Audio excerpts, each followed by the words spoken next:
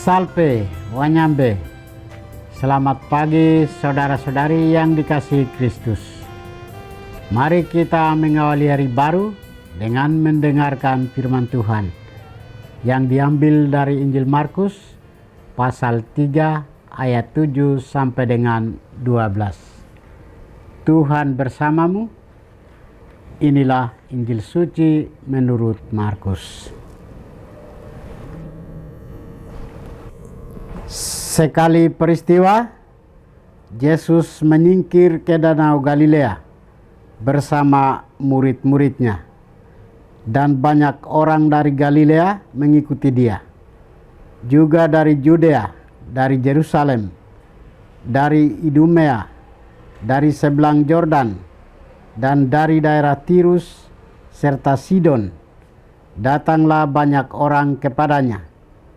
Sesudah mereka mendengar segala yang dilakukannya, karena orang banyak itu, Yesus menyuruh murid-muridnya menyediakan seluruh perahu baginya. Jangan sampai dia terimpit oleh mereka.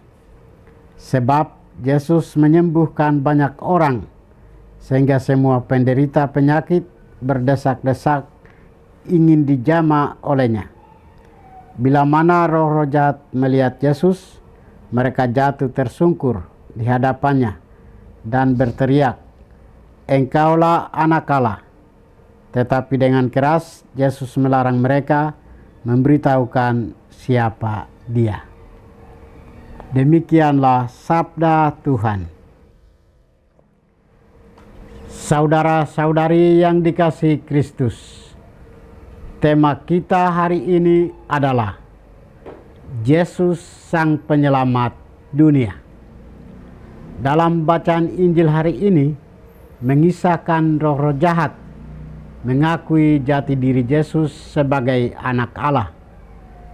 Pengakuan ini menegaskan bahwa Yesus tidak perlu menyatakan dirinya dengan kata-kata, karena tindakannya menyembuhkan, membebaskan, dan menyelamatkan sudah menyatakan siapa dirinya.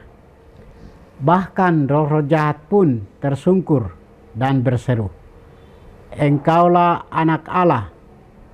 Namun Yesus melarang mereka mengungkapkan identitasnya. Banyak orang mengikuti Yesus dari berbagai daerah karena mendengar dan menyaksikan karya keselamatan yang dilakukannya. Hal ini menegaskan bahwa Yesus adalah Kristus, Sang Immanuel, Allah yang hadir secara nyata di tengah dunia untuk membawa keselamatan bagi manusia. Yesus adalah Imam Agung yang sempurna, yang sanggup menyelamatkan semua orang yang datang kepada Allah melalui Dia. Ia hidup untuk selamanya sebagai pengantara kita, kudus, tanpa noda, dan mempersembahkan dirinya sendiri demi keselamatan kita umat manusia. Saudara-saudari terkasih, bagi kita adalah sangatlah perlu untuk kita sampai pada pengenalan Yesus sebagai Allah, agar iman kepercayaan kita semakin bertumbuh. Kita menghadirkan Yesus dalam hidup kita sebagai Allah dan Bapa kita. Kita harus dengan penuh iman dan benar-benar menghadirkan Dia sebagai Allah dalam hidup harian kita. Dalam kesulitan atau penderitaan maupun dalam keadaan aman-aman, kita harus menghadirkan Yesus sebagai Sang Penyelamat. Di lain pihak, seringkali kita memperlakukan Yesus hanya sekedar pengabul doa, pembebas dari segala halangan manusiawi seperti sakit dan penderitaan, tapi bukan sebagai Allah.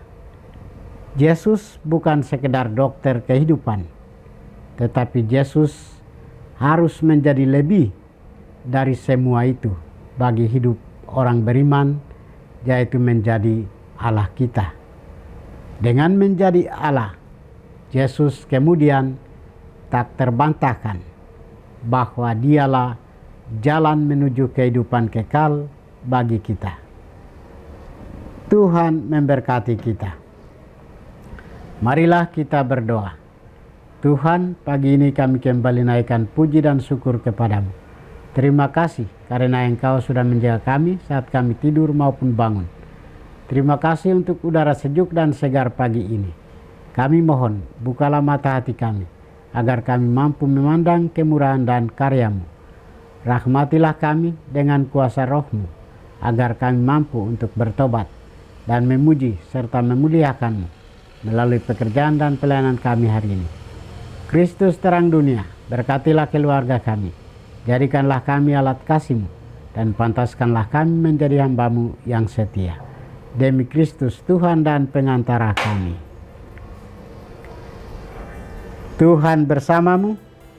Semoga kita sekalian, orang-orang yang kita kasih dan doakan, seluruh aktivitas kita hari ini dibimbing, dilindungi, dan diberkati oleh berkat Allah yang Maha Kuasa, Bapa dan Putra dan Roh Kudus. Amin.